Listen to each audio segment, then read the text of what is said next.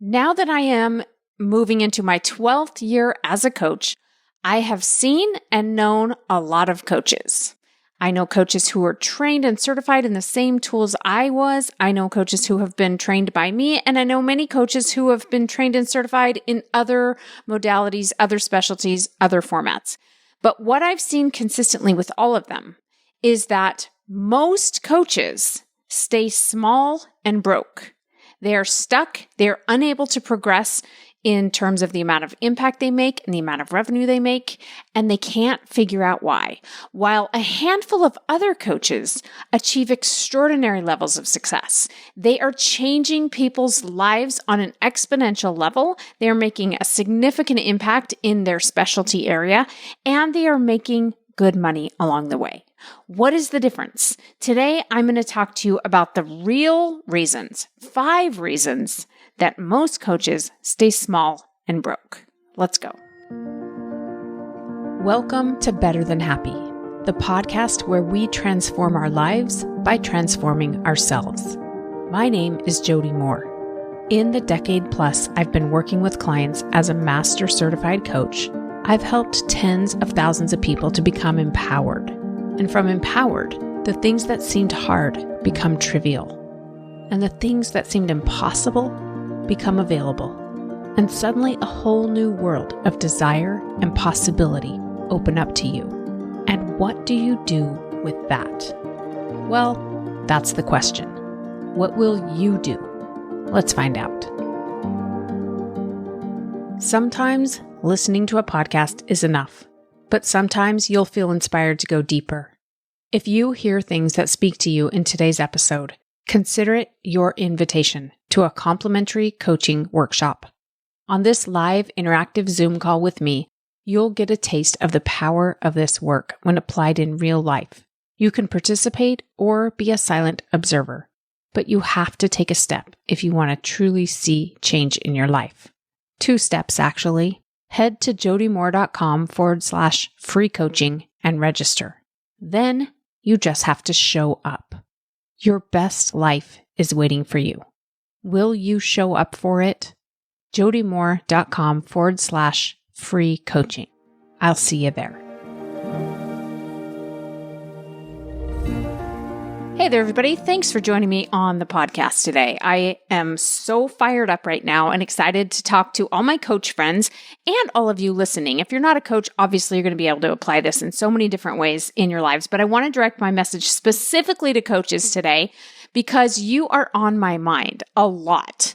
I feel very fired up right now and very driven to support coaches in achieving the goals that they want to achieve. And I want to dive into this topic about why so many coaches, why the majority of the coaches out there stay small and broke so that you aren't one of them. If you don't want to be one of them, you don't have to be. I promise you, my friend. I want you to pay attention to the 5 things I'm going to walk you through today. Now, I want to first of all define what I mean by small and broke. Okay? When we create titles, we have limited number of words to use to get the message across. So I don't know if those are the right descriptions, but here's what I mean by small and broke. Small meaning not making the kind of impact that you want to make in the world. If you want to help more people and you feel a call to get your tools, your services, your message, your program, whatever it is that you do out to more people, you know that there are a lot of people who need it, who could benefit from it. And you're just having a hard time getting their attention, finding them, getting a hold of them. Then you're probably staying small. Now, some of you are brand new and you're just starting out, or maybe you're not brand new, but you're starting to see some forward movement in the right direction. Cool. I'm all for that. This doesn't have to be an overnight thing, but I think we all know the difference, right? We know the difference between I'm on the right path and I'm headed in the right direction in order to make the impact I want to make, or I'm stuck and spinning and I don't feel like I'm reaching people and my message isn't landing and I'm not making the impact I know I'm meant to make. That is what I mean by staying small. Okay? It doesn't have to mean that you necessarily want to be famous and well known. Some of you do want that. Cool. If you don't want that, that's not what I'm talking about. I'm talking about achieving the kind of impact that you know you are meant to make. That's the first part. Now let's talk about what we mean by broke. It's a pretty self-explanatory word, but I do see a lot of coaches out there who end up paying more money to run their business than they are making in their business. Now, again, sometimes in the early years, this is required. We're investing a lot as we build the business. So I'm not talking about that. I'm talking about you've been doing this for a while. You've invested a lot in your business and you continue to just pay more in than you're getting out. This is what we call a jobby, right? In other words, it's a hobby disguised as a job. Now, nothing wrong with having a jobby. Just call it what it is. I'm coaching as a hobby. Don't tell yourself you're running a business. If you're not making more money than you're putting into the business, you don't have a successful business. You have a business that's losing money. Now, hobbies usually end up costing us money, right? If I'm going to go skiing or I'm going to go play golf or something like that, I'm probably going to pay some money to go enjoy that thing. And if you enjoy what you're doing and you're willing to pay the money to do it, cool, no problem. But if that's not your objective, if you want to build a business that makes money, and you know that you're not making the kind of money that you have the potential to make. Maybe you just feel that you're under earning, or maybe, again, you're losing money on this business, then listen up. I want to talk to you about how to get out of that rut. And the difference, my friend, is that coaches who are succeeding in the way they want to, who are growing, making money, making impact, are professional coaches. Those who stay stuck are amateur coaches. Most coaches out there are amateur. Now, again, no shame. This is not meant to be judgmental of anybody. And I certainly don't want you to start judging yourself and feeling bad about it and feeling down. That is not the message I want you to hear today. I want you to know that any amateur can become a pro if they are dedicated and committed and willing to pay attention to the 5 things I'm going to teach you today.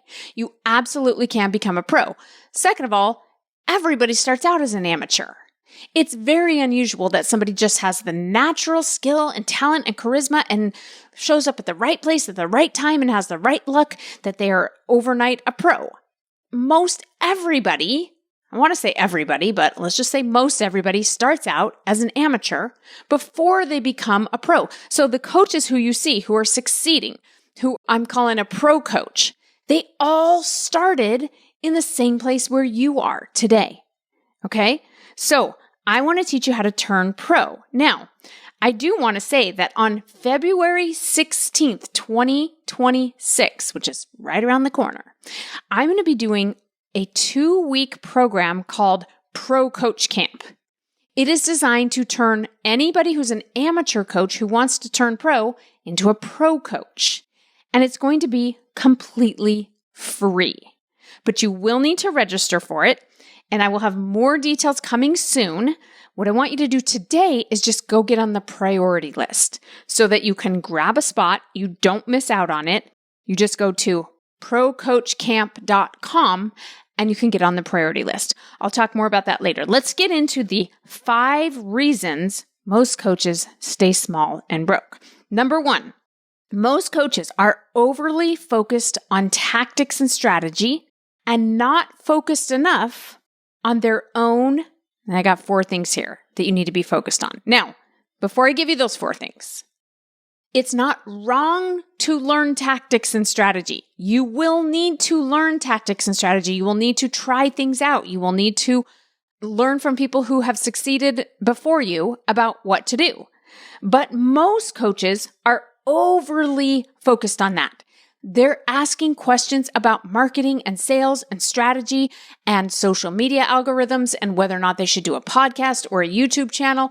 And if they're going to do a YouTube channel, how does that work? And on and on. All these things, again, things that at some point you'll probably want or need to learn some of them at least.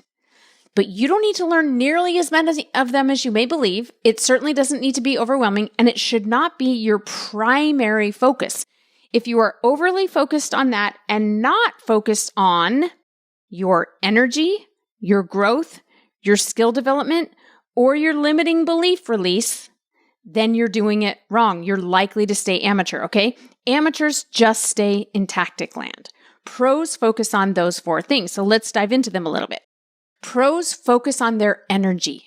What do I mean by this? I mean, what emotions are you operating from? This is not just woo-woo manifestation speak, you guys. This is actually proven in so many different studies that I don't have in front of me today. So if you want to go research it, you can.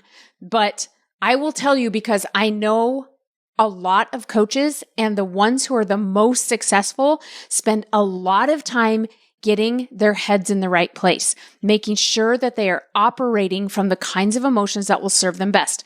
Does that mean they never feel negative emotion? No, of course not. It doesn't mean they never feel disappointed or frustrated or whatever else. It means that they work to get themselves back to a positive state regularly. They are focused on the energy by which they are building their business. If you are trying to build a business from stuck energy, from frustrated energy, from it's not working energy, you are likely going to quit at some point, because that's a very difficult place to build a business from. I've seen it happen time and time again, and you have to get focused on shifting your energy. Second part of this is focusing on their growth. The coaches who are succeeding are constantly developing themselves, growing themselves. What does that mean? In what areas are they growing? Any area at all. They pay attention to things like, oh, I notice I'm really resentful towards my father, for example, they might bring up. You guys, I'm in a 7-figure mastermind, meaning everybody in there is making 7 figures or more, okay? And just recently at one of our in-person meetings, we were talking about our year. What went well? What wins did we have? And what challenges do we have? And what didn't go well? And what are we still working on? And the first thing that came up that we spent a lot of time on was somebody saying, I'm feeling really resentful towards my dad. Now, what does that have to do with her business? You might say nothing, but that's not true. This is a room of professionals. These are people succeeding, okay? And this woman who brought this up knows that her energy around her relationship with her father is in some way impacting her business, even though her business has nothing to do with father-daughter relationships. She knows that she, as an entrepreneur, brings a piece of that with her, and that if she doesn't figure it out, if she doesn't grow in this way and solve for this tension in her life, then it will slow her down in her business. That's why she's a pro, because she's solved for other things. She's grown in other ways. So growth can be related to your business. It can be developing yourself as an entrepreneur, as a marketer, as a salesperson, as a teacher, as a coach, as a content creator. There's all those things, but that's only a tiny part of it. What else is going on in your life that you need to address? Because it is impacting your business. I promise you. And the pros know this. That's why most of the pros are so focused on their health and fitness, even if they're not health and fitness coaches, because they know their physical health affects overall how they show up in their business. All of it does, right? Okay, so their energy, their growth, their skill development. Okay, so I spend so much time reading, learning, going to workshops. This is, you might say, the tactics part in many cases, but not always. Sometimes it's skill development around, again, like maybe how do I manage a team better? You might call that tactics, but I know they are skills I need to develop. How do I have difficult conversations, right? Not just tactics and strategies that are like, what's going to work to build my business, but developing my skills as a person. I know that I've developed a lot of skills as I've built my business. I've gotten really good at things that I didn't used to be good at, but I'm always looking ahead at what do I need to get good at now to go to the next level? What's the next thing I need to get good at? And for me, it's around really leveraging my team. I have a great team, but I'm still not great at leveraging them, at communicating clearly with them, at empowering them to do what they need to do. So that's what I mean by skill development. And then the final thing that pro coaches are focused on is releasing their limiting beliefs. This sounds so cliche and coachy, but it is a game changer. The pro coaches are constantly saying, hey, I'm noticing I have this story that I believe. And they're able to recognize that it's a story. Even before they let the story go, they'll say, I know this is just a story. I know it's not true, but for some reason it keeps coming up for me. And they get coached, or they self-coach, or they just pay attention to it and hold space for it until they can release those limiting beliefs. Limiting beliefs are things like, this isn't working. I'm not cut out for this. The market is just too saturated. It's too hard nowadays. I'm not good at technology. I'm too old. I'm too young. I don't know enough about this subject. People can't afford it right now. The economy's just not good.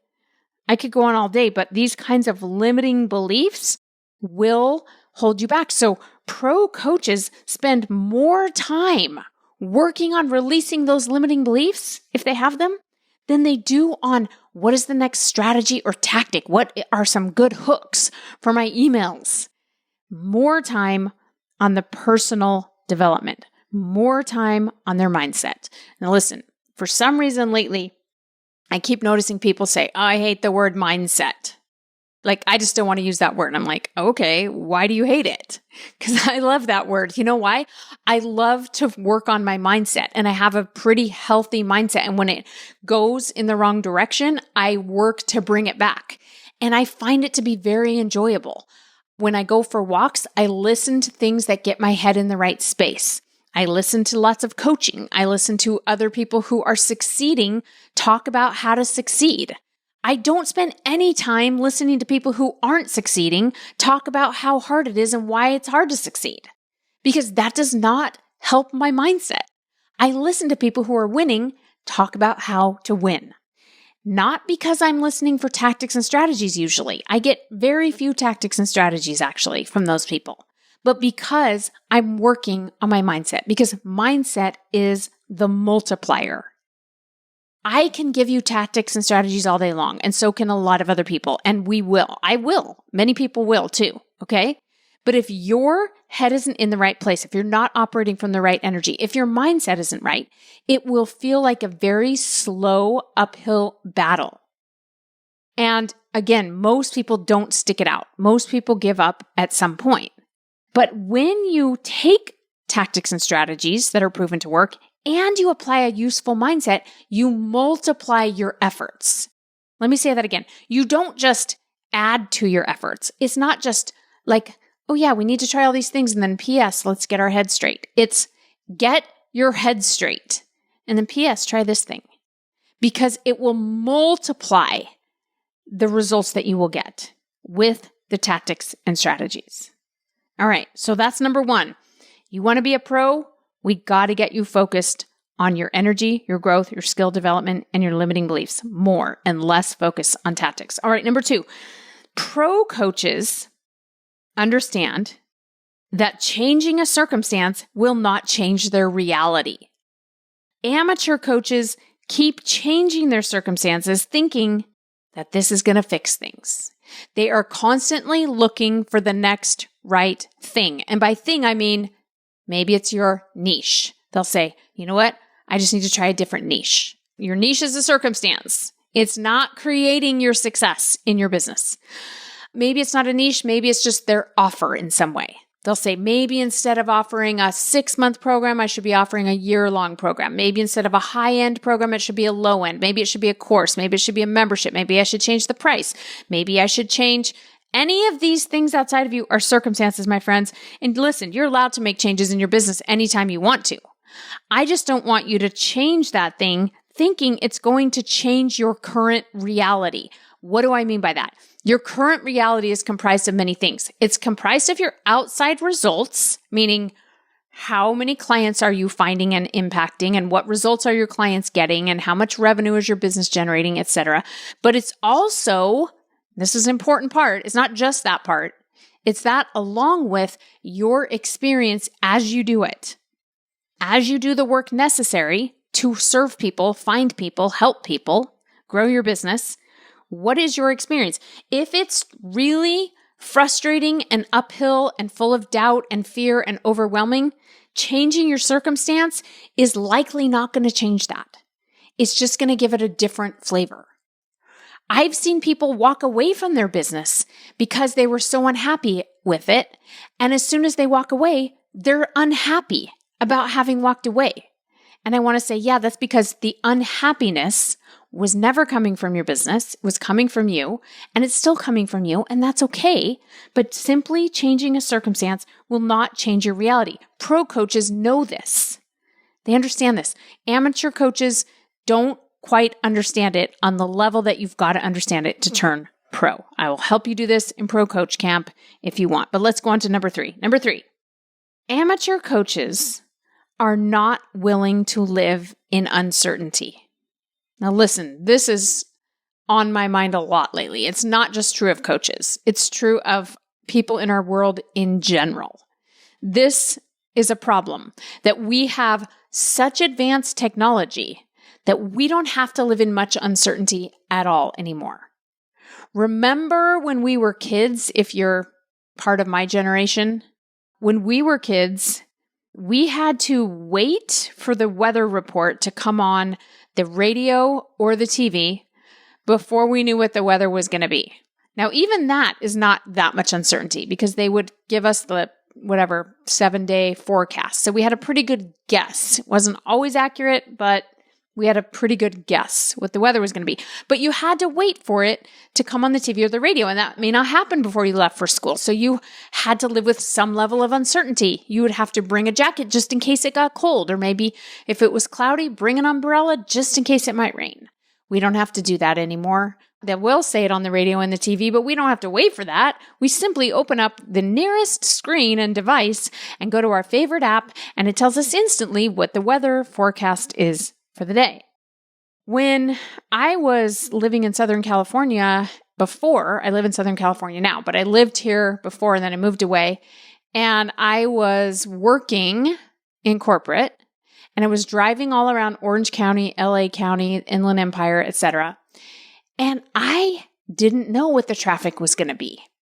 I would sometimes think I'm going to leave early to try to beat traffic, but I had no idea if I should take the 605 or the 710, which one was going to be faster. I just would go get on the freeway, wait and see. We don't have to do that anymore. We pull up our phone. It gives us a map and tells us where traffic is easiest or heaviest, right? And we can even say, this is where I'm going. And it will say, this is the route I recommend. This is the fastest way to get home. Not only that, let's say I'm driving along and suddenly traffic comes up unexpectedly. The app will tell me how long it's going to be before that traffic's going to let up. I can't even tell you how many times I sat in traffic with 2 babies in my backseat trying to get home after a long day. They're tired. I'm tired. We're all hungry. And we're not moving, and we have no idea when we're going to start moving. Now, are these apps 100% accurate? Of course not. There's some level of uncertainty, just not nearly enough. And you know what I mean by not nearly enough? I'm so glad we have this technology. It makes life so much easier. But we are losing our ability to live in uncertainty. My kids ask me all the time when we're out running errands, if I don't have the GPS up, they'll say, what time is it going to be when we get home? And when they first started asking me this, I thought, what an odd question. What time is it going to be when we get home? Like, they didn't say how many more stops or anything like that. They said, what time is it going to be when we get home? To which I replied, how should I know? I don't know, maybe 4 o'clock, maybe 4:15.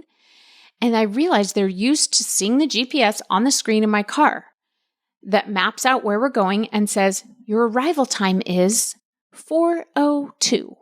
And if that arrival time changes as we're driving home because traffic changes or something, it updates. So listen, when you're building a business as a coach, when you're trying to help people, maybe you're testing a new program, maybe you're testing a new marketing strategy, maybe you're developing yourself and learning some new skills, you have to be able to live in uncertainty. I want you to practice living in uncertainty, because that is a skill that will serve you so well in so many areas. If we could predict it exactly, then it would make this a lot easier, but probably you wouldn't be able to get nearly the result you get because everyone would just do it, right? You have to be able to live in uncertainty. This is what professionals do. They don't get overly dramatic about whether or not it's going to work. They're not hanging all of their happiness and self-confidence on anything working. They're also not super devastated when it doesn't. I call it getting off the roller coaster of highs and lows and just living more on the rolling hills. Of course, we prefer it when things go how we thought they were going to go, how we wanted them to go. Of course, it's kind of annoying when it doesn't go how we thought it was going to go. But if you're on a roller coaster of highs and lows, you're going to burn out. That is what amateur coaches are doing. You have to become pro by deciding, all right, well, let's just see. And let the uncertainty be kind of a thing of curiosity. Live in uncertainty. All right, number 4. Amateur coaches are not operating in abundance. They are operating in scarcity.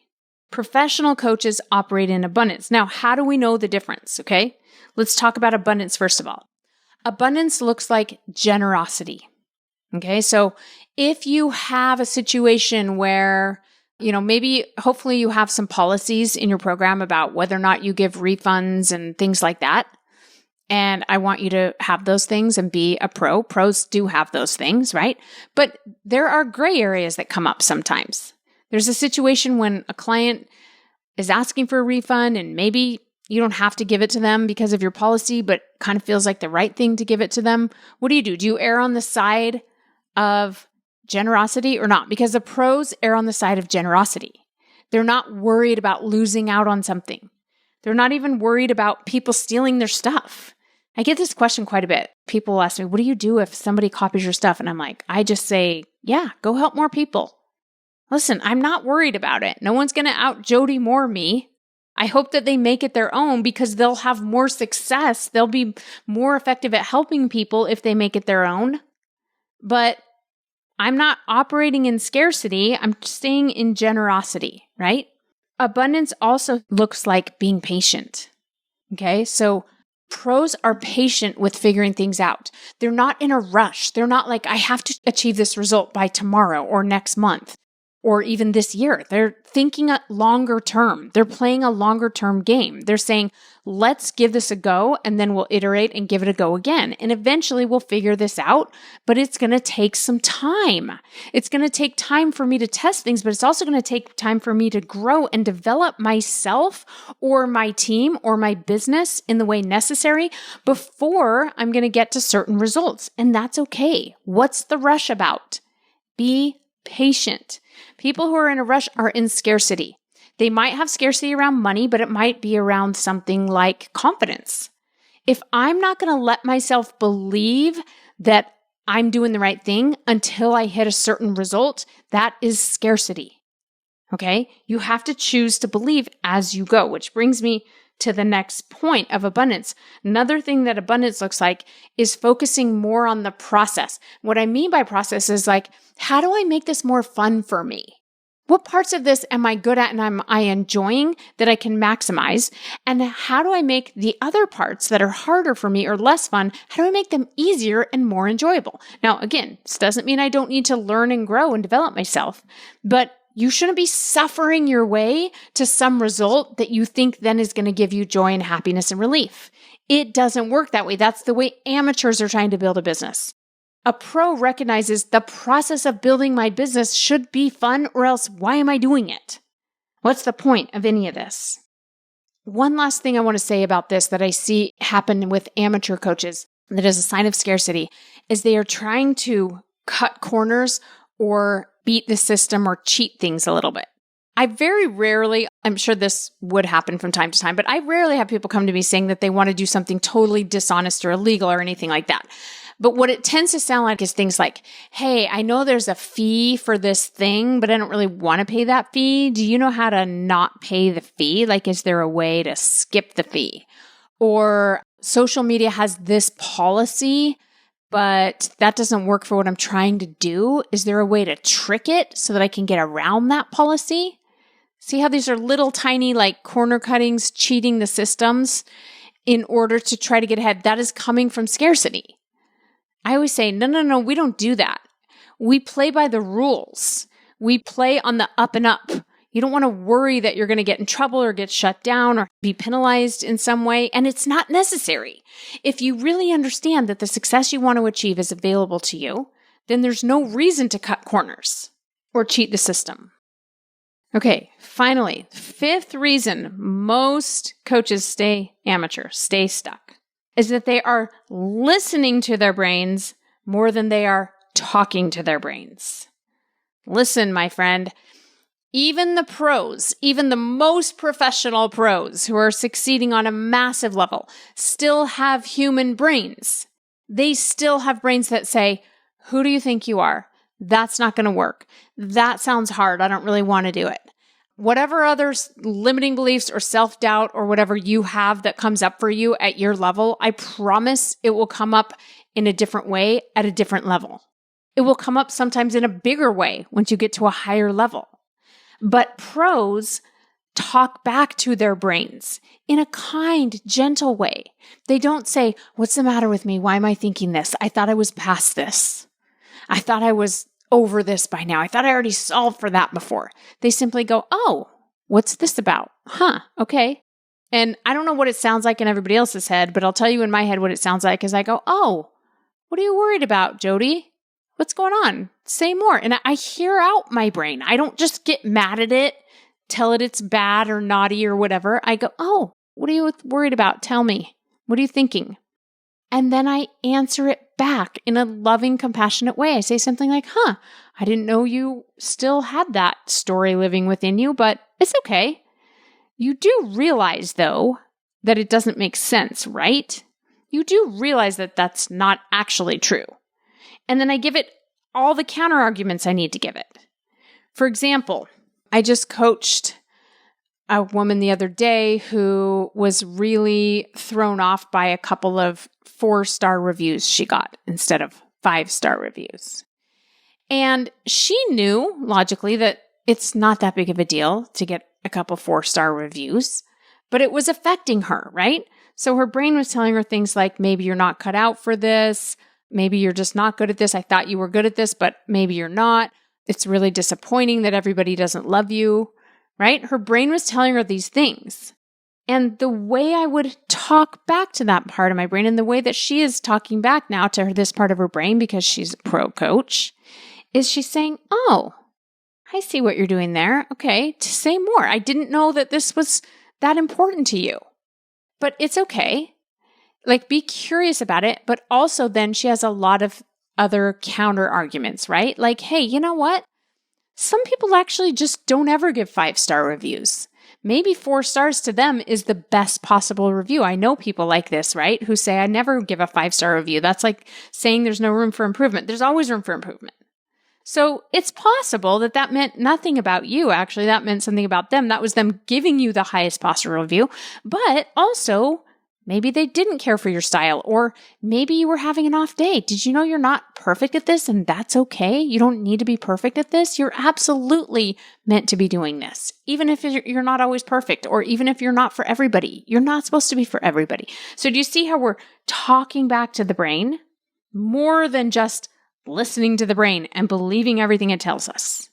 This is what pro coaches do, you guys. We spend more time doing that than we spend learning marketing strategies or learning social media algorithm tricks.